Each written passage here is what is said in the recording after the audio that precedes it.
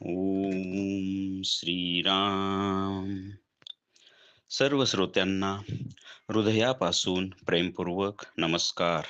श्रोते हो, आपण स्वामी विद्यानंद यांच्या भावार्थ रामायण संक्षिप्त या ग्रंथाच्या आधारे निर्माण झालेला मला भावलेले भावार्थ रामायण अर्थात आत्मपरायण हा ग्रंथ आपण पाहत आहोत.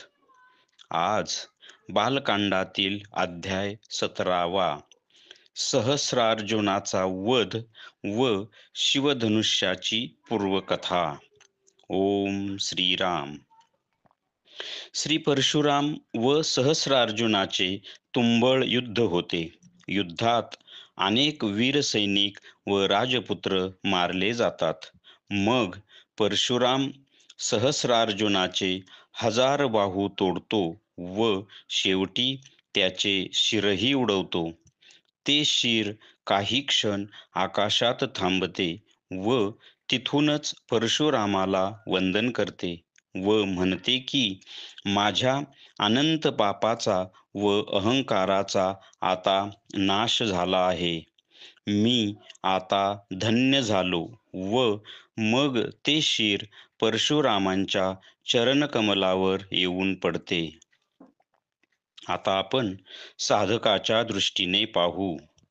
अशा प्रकारे साधक गुरुकृपेच्या बळाने या षडरिपुंशी युद्ध करतो व त्यांचे शुद्धीकरण करून त्यांना उत्क्रांत करतो.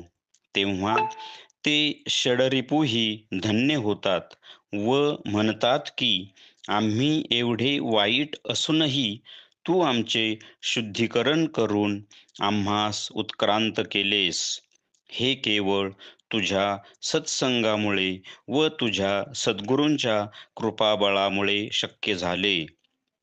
म्हणून आम्ही आता धन्य झालो आहोत. असा हा सत्संगाचा महिमा आगाध आहे. म्हणून असा हा सत्संग प्रेमाने, द्वेषाने, रागाने कसाही घडो, परंतु त्याचा परिणाम हा होतोच होतो. शिवधनुष्याचा महिमा. अशा प्रकारे जनक नगरीत सर्व ऋषीगण व अनेक राजे आले आहेत. ज्या शिवधनुष्याचा पण जनकाने केला आहे त्या शिवधनुष्याबरोबर सीता क्रीडा करत आहे. तेव्हा सीता परशुरामांना विचारते की मी कोण व कोठून आले, तसेच हे शिवधनुष्य म्हणजे काय. या धनुष्याला कोणी उचलू शकत नाही, परंतु मी नित्य याबरोबर क्रीडा करते.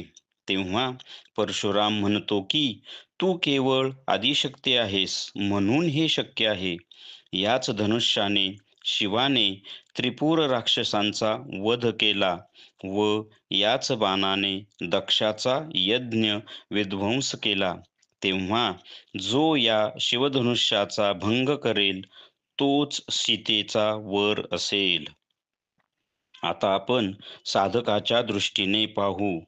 ज्या साधकाला गुरुकृपा म्हणजेच शिवधनुष्य प्राप्त झाली आहे त्याचेच ठिकाणी परमशांती स्थिर होऊ शकते. कारण ही गुरुकृपाच म्हणजे शिवधनुष्यच त्रिपुटींचा म्हणजेच त्रिपुर राक्षसांचा नाश करून अहंकार म्हणजेच दक्षरूपी यज्ञाचा विध्वंस करून व व शिवशक्ती समावेशन घडवून आणून आत्मरूपी अढळ सिंहासन प्राप्त करून देईल.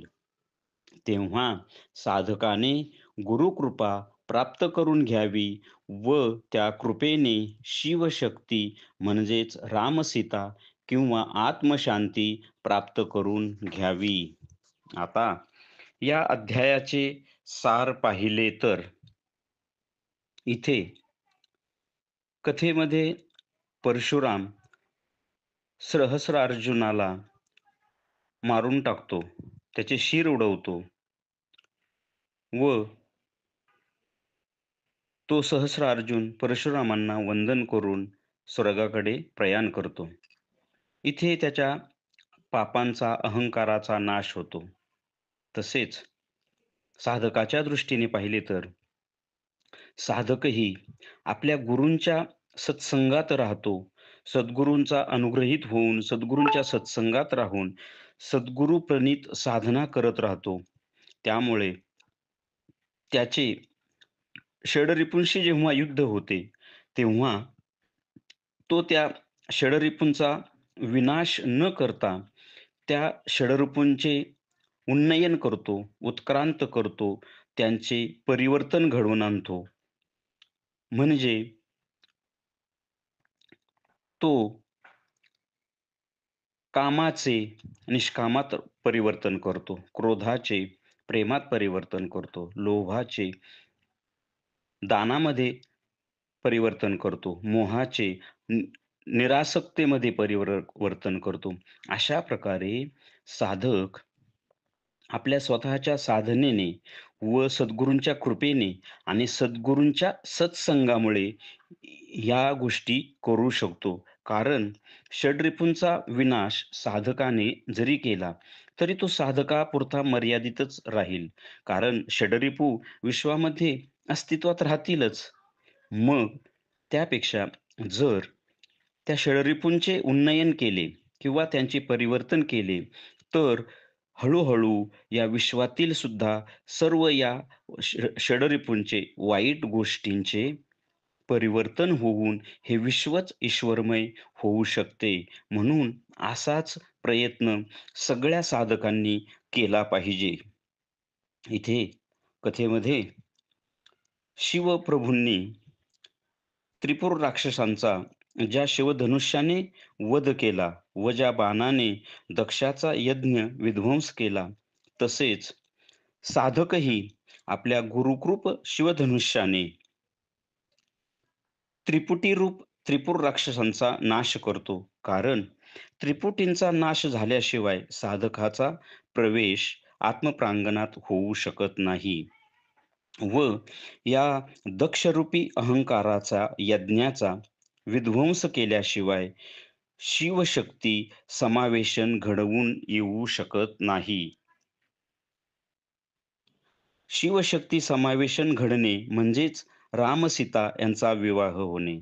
शिवशक्ती समावेशन घडणे म्हणजेच साधकाच्या ठिकाणी साम्य अवस्था निर्माण होणे.